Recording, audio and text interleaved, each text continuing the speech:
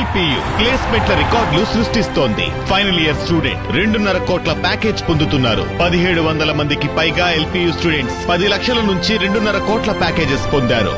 విద్యా విప్లవం ప్రారంభమైంది లవ్లీ ప్రొఫెషనల్ యూనివర్సిటీలో. నటుడు రాజేంద్ర ప్రసాద్ మరోసారి నోరు పారేసుకున్నాడు. హాస్య నటుడు అలీని అనరాని మాట అన్నాడు. ఆ మాట అన్నప్పుడు అక్కడ చాలా మంది సినీ ప్రముఖులు ఉన్నారు.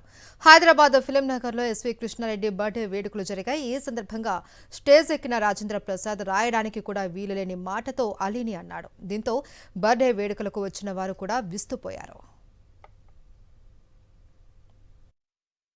కాదురా, నేను ఎంత మిస్ అయ్యానో అంటే క్షమించాలి.